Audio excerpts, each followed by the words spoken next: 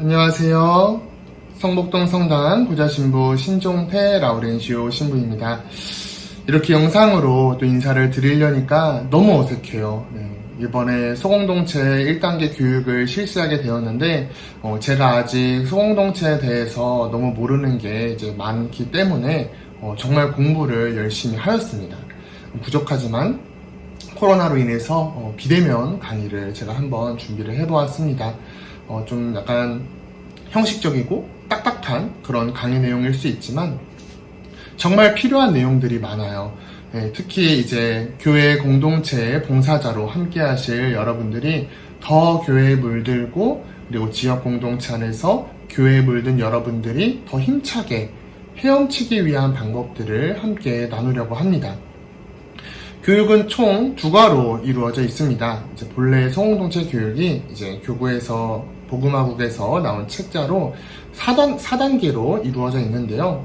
먼저 이제 1과에서는 복음화에 대해서 다루고, 그리고 이제 2과에서 조금 이제 합쳐서 좀 현실적으로 들어가서 소공동체와 소공동체 봉사에 대해서 다루도록 하겠습니다. 중간에 복음 나누기 7단계에도 원래 들어가 있어요. 그런데 생략하였습니다. 왜냐하면 포스트 코로나 시대에 이제 비대면을 중시하는 이런 사회 분위기 안에서 조금 더 발전시켜야 할 요소들도 있고, 그리고 더 중요한 봉사에 대한 이런 측면에 가까이 가기 위해서니까 부족하지만 양해 부탁드리겠습니다. 그러면 시작 기도로 함께 소공동체 1단계 교육 시작하도록 하겠습니다. 함께 주님의 기도 바치시겠습니다. 성부와 성자와 성령의 이름으로 아멘. 하늘에 계신 우리 아버지, 아버지의 이름이 거룩히 빛나시며 아버지의 나라가 오시며 아버지의 뜻이 하늘에서와 같이 땅에서도 이루어지소서. 오늘 저희에게 일용할 양식을 주시고 저희에게 잘못한 일을 저희가 용서하오니 저희 죄를 용서하시고 저희를 유혹에 빠지지 않게 하시고 악에서 구하소서. 아멘. 성부와 성자와 성령의 이름으로 아멘. 네, 소공동체 1단계 교육 시작해보도록 하겠습니다. 첫 번째로 이제 나눌 내용은 복음화입니다. 이제 1과 복음화로 이제 나와 있는데요. 복음화라고 딱 생각을 할 때 좀 어렵게 생각될 수도 있어요. 많이 들어본 단어도 아니고. 복음화는 쉽게 설명을 드리자면 지금 이 현실 안에서 복음, 그리고 이제 기쁨의 말씀이 어떻게 스며들게 할 수 있을까를 이제 주제로 하는 것입니다. 그렇다면 먼저 이 현실을 알아야겠죠? 우리 교회의 현 주소를 살펴보고, 그리고 복음화가 어떻게 이루어질 수 있을지 한번 살펴보도록 하겠습니다. 네, 먼저 우리의 현실을 한번 살펴보죠. 먼저 크게 보겠습니다. 요즘 이제 신도시들이 정말 많이 생겨나고 있어요. 여기 성복동도 불과 몇 년 전만 해도 아무것도 없는 벌판이라고 이제 들었어요. 그런데 한번 지금 보세요. 아파트들이 들어서고, IC도 생기고, 지하철도 들어서고, 누가 봐도 도시가 되었습니다. 성복동뿐만이 아니죠. 많은 지역들이 이제 도시화로 변화가 되고 있습니다. 이러한 사회적인 추세로 말미암아서 교회 역시 도시들이 겪고 있는 부정적인 요소들을 함께 겪어가고 있습니다. 특히 화면에 보시다시피 대형화와 함께 찾아온 익명화 현상이 교회 안에서도 나타나고 있죠. 이제 대부분 익명화라고 딱 하면은 인터넷을 떠올리실 거예요. 이제 댓글이나 이런 것들. 그런데 우리 공동체 안에서도 익명화 현상이 드러납니다. 예를 들어서 한 개인이 다수의 일원이 되어서 개인의 행동이 감춰지는 것이죠. 그래서 개인의 행동에 대한 책임도 잘 드러나지 않게 됩니다. 우리가 이러한 상황 속에서 전통적인 사회에서 누리던 이런 인간적인 친밀감이라던가 소속감 같은 것이 점점 멀어지고 있는 실정입니다. 이러한 상황에서 교회는 어떻게 되겠어요? 네, 맞습니다. 공동체성의 위기가 찾아옵니다. 우리 수원교구는 정말 짧은 시간에 큰 성장을 이루었습니다. 하지만 성장 자체가 본당의 비대화를 이제 초래했고, 그 안에서 내적 공동화라는 것이 생겨났습니다. 여기서 내적 공동화란 무엇이냐면 개인 대 개인보다는 이제 공동화된 단체를 이제 중심으로 만남이 이루어지는 것이죠. 물론 뭐 신부님들이 뭐 개인 면담이나 뭐 이런 것들을 통해서 이제 개인의 만남을 만들어 갔지만, 공동화된 단체로 인해서 이제 단체장이나 뭐 혹시 간부진들이 아닌 이렇게 개인의 위치는 점점점 좁아지고, 사목자와 이제 인격적인 만남 그리고 기회들이 좀 더 줄어들게 됐죠. 이러한 현실 속에서 교회는 과연 세상이 교회를 통해서 복음화되고 있는가? 신자들이 참으로 세상의 빛과 소금의 역할을 하고 있는가? 교회가 오히려 세속화되고 있지는 않는가? 이런 우려들이 생겨나게 됩니다. 이러한 현실이 이제 우리가 교회 안에서 읽어야 하는 시대의 징표라는 것입니다. 교회는 이 시대의 징표 안에서 제2차 바티칸 공의회를 통해서 이제 현대 세계로의 적응, 이제 여기 라틴어예요. 네. 아지오르나멘토라는 주제로 교회 전반에 걸친 변화와 쇄신을 주장해 왔습니다. 하지만 이러한 주장과 실천이 너무나 빠르게 이제 막 변해가는 세상을 따라가기가 힘들죠. 정말 너무 빠르게 변하잖아요. 네. 그리스도와 반대되는, 그리고 교회의 전통을 위협하는 사고와 동향들이 점점 더 고개를 들고 있습니다. 교회와 여러분들이 이제 이러한 시대의 변화와 유혹에 맞서서 세상을 변화시키는 길은 우리가 먼저 뼈를 깎는 쇄신의 과정을 겪어야지만 가능한 것이죠.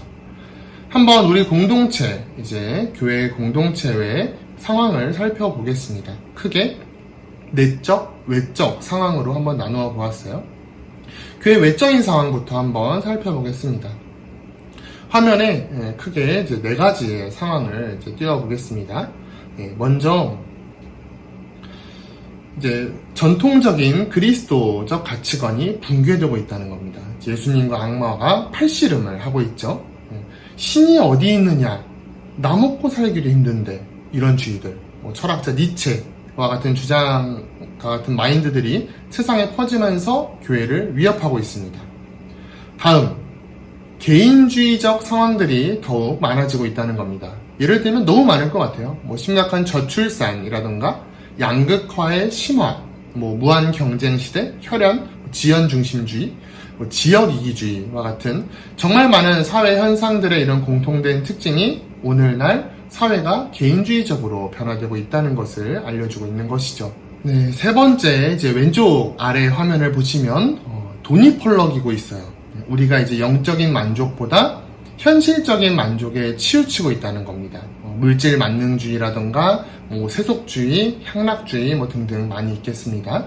우리 문화 안에서 영적인 것을 이제 채우기보다는 좀 물질적인 것을 채우는데 거의 모든 부분이 기울어져 있죠. 마지막으로 이제 불안으로부터의 도피입니다. 마지막 장면은 이제 굿하는 장면이에요. 대부분 현대인들은 지금을 만족하기보다는 무언가 불안에 빠져 살아가고 있다고 합니다. 그리고 거기에 이제 위안을 얻어야겠죠? 그렇게 하기 위해서 조금 더 손쉽게 대답을 얻을 수 있는 그런 여러 시스템이 이제 새어나가고 있죠. 이러한 시스템들을 신흥 영성 운동이라고 해요. 대표적으로 굿도 있고, 최면, 기술연, 그리고 이제 요가의 이제 신비주의 같은 것들, 그런 것들을 이야기하는 것입니다. 외적으로 이런 위협들이 이제 교회 안으로 들어옵니다. 이제 교회의 내적인 상황을 살펴봐야 할 때죠. 교회 안에서 살펴보는 상황이기 때문에 정말 다양한 문제들이 보여집니다. 점점 이제 떨어져 가고 있는 이런 영세자의 비율, 이렇게 생각할 수 있어요. 우리 신자들은 점점 늘어나고 있죠. 네, 실제로 늘어나고 있습니다. 그런데 한번 잘 살펴보면 전체적으로는 이제 종교를 갖지 않겠다라고 하는 비율이 늘어나고 있어요.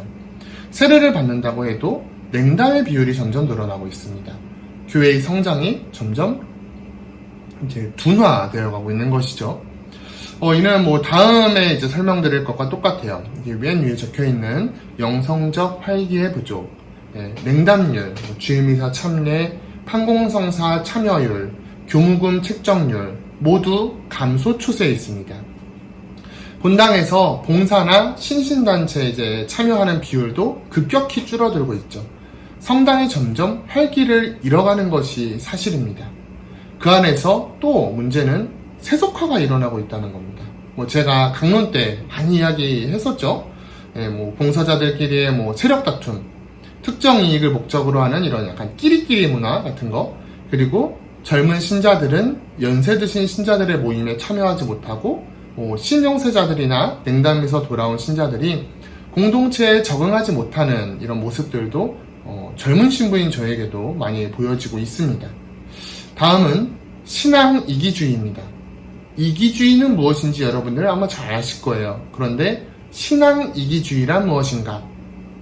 공동체가 아니라 개인으로 혹은 나의 공동체만 이제 생각하는 그런 요소들이 많아졌다는 겁니다. 교회 공동체는 그리스도를 머리로 하는 지체들의 합이 되어야 돼요. 그런데 이러한 사실이 점점 빛을 잃어가고 있다는 것이죠. 그리고 제가 처음에 말씀드린 본당의 대형화와 익명화입니다. 앞서 말씀을 드렸겠지만 저희 수원교구는 정말 순식간에 성장된 교구예요. 그런데 이 성장이 입교자들의 이제 증가를 통해서 이루어진 것보다는 이제 수도권이 확대되고 또 신도시들이 이제 개발이 되면서 타 교구 신자들의 유입으로 성장된 겁니다. 성당들은 점점점 이제 대형화돼가고 익명화 또한 커져가고 있죠. 마지막으로 교회의 중산층화입니다. 쉽게 말씀드리면 가난한 이들에게 성당의 문턱이 너무 높다는 겁니다.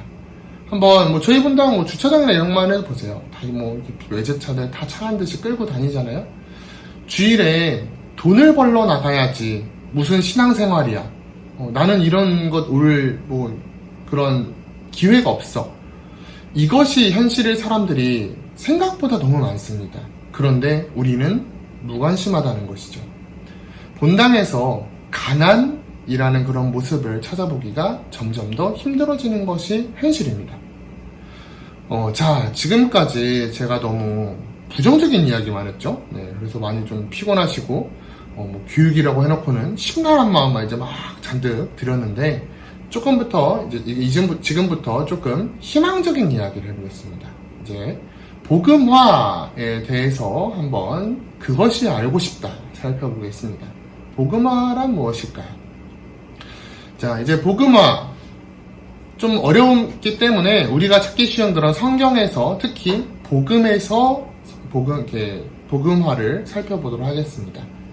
자, 먼저 예수님께서 마르코복음 1장 15절의 말씀입니다.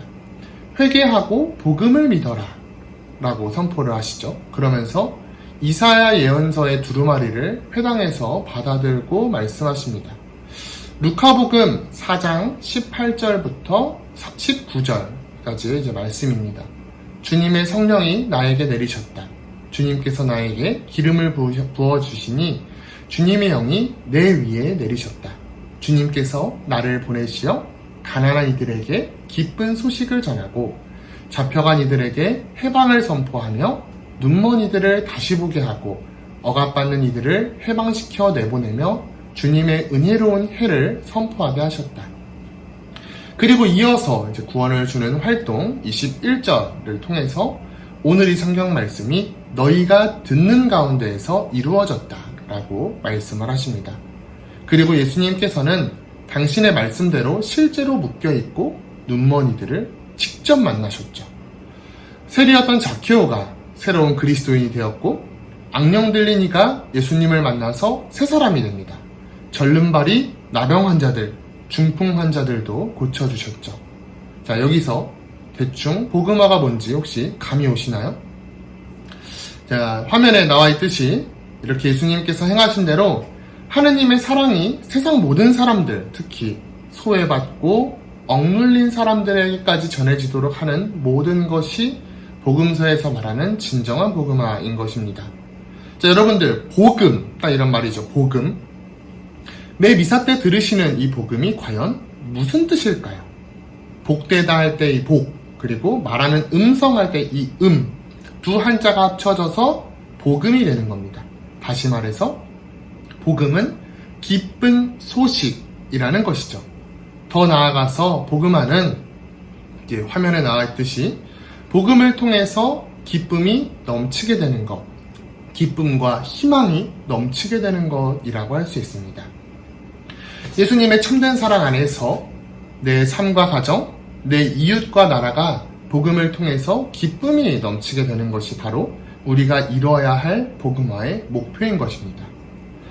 이 복음화는 세 가지로 이루어집니다. 바로 그리스도인의 이제 세 가지의 직무죠. 다시 말해서 사도직에 근거하여 설명할 수 있습니다. 그리스도의 세 가지 직무 무엇이 있을까요? 바로 이렇게 나온 대로 예언직, 왕직, 사제직이 있습니다. 하나하나씩 짤막하게 살펴볼게요. 먼저 말씀의 선포인 예언직입니다. 복음화에 있어서 복음을 해설하고 교리를 설명하는 이 말씀의 선포는 아주 기본이라고 할 수 있어요. 로마서에서 바오로 사도는 이렇게 말씀하시죠. 선포하는 사람이 없으면 어떻게 들을 수 있겠습니까? 그러므로 믿음은 들음에서 오고 들음은 그리스도의 말씀으로 이루어집니다. 우리가 그리스도의 말씀을 선포하는 사람이 되고 그 선포가 또 생활과 일치될 때 신앙은 효과적으로 전파될 수 있는 겁니다. 두 번째는 왕직입니다. 말과 일치된 이 생활은 내 말이 참되다라는 것을 입증해주는 가장 중요한 역할을 하죠. 복음을 전하는 이런 사람들의 생활 안에서 하느님의 사랑이 느껴지지 않는다면 이제 그 선포의 사랑은 단순히 추상화되고 맙니다. 고린도 1서에 보면은 또 바오로 사도가 이제 이렇게 말씀을 하십니다. 다른 이들에게 복음을 선포하고 나서 나 자신이 실격자가 되지 않으려는 것입니다. 단순히 전하는 것을 넘어서 우리 자체가 그리스도의 실격자가 돼서는 안 되겠죠. 마지막으로 성사 생활의 사제직입니다.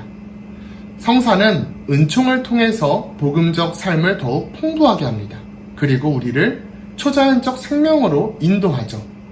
교리를 가르치고 복음을 해설하는 이 말씀의 선포를 복음화의 출발점이라고 한다면 성사로 인한 이 내적인 변화와 이제 새 생활을 그 도착점이라고 할 수 있겠습니다. 자, 복음화의 요소, 이제 복음화가 무엇인지 살펴보았으니까 이제 복음화가 되는 과정을 알아보아야겠죠. 일반적으로 복음화가 되는 과정을 이제 4단계로 요약을 할 수 있습니다. 첫 번째는 복음 말씀을 듣는 거예요. 예수님이 누군지 모르는 사람들은 먼저 예수님이 어떤 분인지 어떤 삶을 살았는지 알아야겠죠.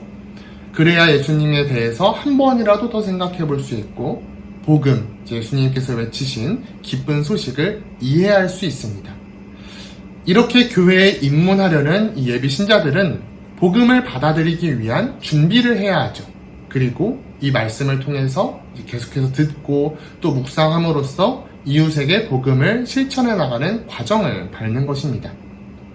두 번째는 우리 공동체, 바로 신자 공동체에 이끌려야 한다는 겁니다. 우리가 예를 들어서 누군가의 말을 듣는다고 생각해 보세요.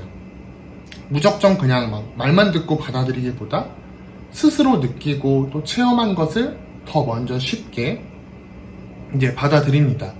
복음 선포도 마찬가지예요. 삶의 증거가 선행되어야 더욱 효과적입니다. 이 말은 다시 말씀드리자면 그리스도인들이 하느님의 기쁜 소식을 듣고 그 기쁜 소식대로 살아갈 때 주변의 이웃들, 비신앙인, 비종교인, 신흥교우도 마찬가지고요. 이 모든 분들이 우리의 삶에 감명을 받아서 신앙회로 이끌리게 되는 것입니다. 자, 이제 공동체로 초대해야겠죠? 그리스도인들은 생활 속에서 아직 그리스도를 모르는 사람들과 더 많이 살아가고 있어요. 이 말은 비그리스도인들이 그리스도인들의 살아가는 모습을 통해서 복음을 체험하고 있다는 거예요. 이 체험을 통해서 예비 신자들이 또 생겨나게 되는 것이죠. 그들은 신자들의 공동체에 초대받기를 원하는 사람들입니다. 따라서 그리스도인들은 그들을 적극적으로 찾아 나서야 되고 그리고 신자들의 공동체로 초대할 의무를 가지고 있는 것입니다. 자, 마지막으로 사도직에 함께 참여하는 겁니다. 이렇게 초대받은 사람들은 세례 성사를 통해서 하느님의 백성이 되죠. 새로 태어난 이제 하느님의 백성은 하느님의 영광을 위해서 그리스도 왕국을 전 세계에 이제 펴고 모든 사람을 구원에 참여하게 됩니다. 또 그들을 통해서 전 세계를 그리스도에게로 향하게 되는 임무를 수행하는데 이를 사도직이라고 하는 것입니다. 자, 이렇게 이론적으로 복음화가 이루어질 수 있겠지만 자, 한번 현실을 보세요. 현실을 보면 어떠세요? 자, 제가 이렇게 이제 교육을 받고, 자, 이제 복음하러 가세요! 라고 하면은 바로 뛰쳐나가실 수 있겠어요? 힘듭니다. 이 세상에서의 복음화는 결과가 아니에요. 되어가는 과정이죠. 그래서 이 정도면 되겠지? 라는 방심은 금물인 겁니다. 하느님의 자녀인 우리는 세상이 끝날 때까지, 하느님의 나라가 이 땅에 오는 날까지 복음화를 위한 이제 노력을 멈춰서는 안 됩니다. 그렇다면 복음화를 위한 가장 이상적인 노력 방법은 무엇일까 한번 살펴보겠습니다. 크게 세 가지가 있습니다. 첫 번째는 초대교회의 정신으로 돌아가야 한다는 것입니다. 초대교회 공동체는 이제 복음화 요소들을 가장 완벽하게 삶 안에서 실현한 공동체라고 할 수 있어요. 즉 완전한 모델이라고 할 수 있겠죠. 특히 예수님의 제자들은 평범하고 또 소외된 이웃들과 공동체를 이루면서 삽니다. 그러면서 한 마음으로 살아가는 이런 새로운 삶을 세상에 드러내면서 복음화의 사명을 실천하죠.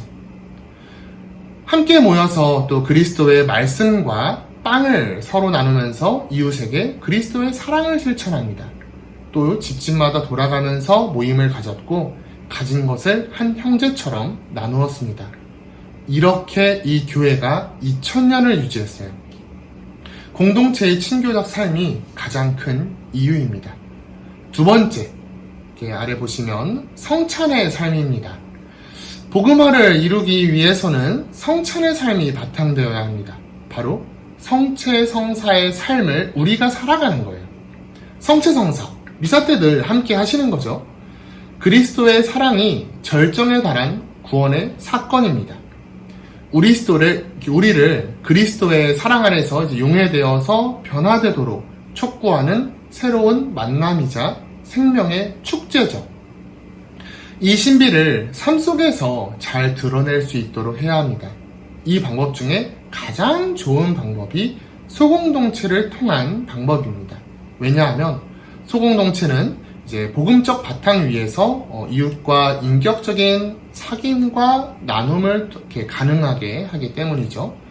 소공동체에 대한 더 자세한 내용은 이제 2과에서 나누도록 하겠습니다. 마지막으로 섬기는 삶입니다. 우리 사회 안에는 세상을 성화시키기 위해서 노력하는 수많은 신앙인들이 있습니다. 이웃을 위해 봉사하거나 더 나아가서 일생을 바쳐가면서 교회와 사회에 헌신한 사람들도 있고 일생을 하느님께 봉헌하면서 살아가는 성직자, 수도자, 선교사들도 있습니다. 우리 모두 각자의 이제 삶의 자리가 있어요. 이 안에서 묵묵히 복음을 실천해온 신앙인들이 우리 교회를 살아있게 하고 복음화의 힘이 되는 것입니다. 자, 이제 우리는 어떻게 해야 할까요? 수원교구의 모토였죠. 소공동체 활성화와 이제 청소년 신앙생활 활성화. 이 두 가지의 핵심은 지역사회와 세상 복음화의 실현입니다. 이 실현을 위해 가장 필요한 이제 두 가지가 청소년 활성화와 소공동체 활성화죠. 많은 이들이 이렇게 생각하실 수 있습니다. 코로나로 뭘 하겠어? 괜히 복음화 하다가 나만 지치는 거 아니야? 아까 말씀드렸죠? 복음화는 결론이 없습니다. 계속 우리는 뛰어야 되는 거예요. 물론 지치고 힘듭니다. 그런데 예수님께서 지치고 힘들 때마다 계속해서 말씀하시죠. 요한복음 14장 31절입니다. 자, 일어나 가자. 다시 일어나면 됩니다. 다시 일어나고 또 용기를 내어서 우리가 세상을 이겼다는 것을 예수님과 함께 공동체 안에서 증거해 나가야죠. 자, 이제 1과를 이제 마치고요. 2과에서는 소공동체와 그리고 봉사자에 대해서 알아보려고 합니다. 이렇게 긴지 짧은지 모르겠어요. 한 20분 정도 지금 시간이 지났는데 20분? 네, 더 지났나요? 네. 아무튼 우리 아까 제가 말씀드린 요한복음 14장 31절 이 말씀을 다시 한번 외치면서 1과 마치고 2과에서 또 뵙도록 하겠습니다. 자, 한번 외쳐볼게요. 자, 일어나 가자! 자, 다 함께 마침 기도로 일과 마치겠습니다. 영광송 함께 마치겠습니다. 성부와 성자와 성령의 이름으로 아멘. 영광이 성부와 성자와 성령께 처음과 같이 이제와 항상 영원히 아멘. 모두 수고하셨습니다. 이과에서 봬요.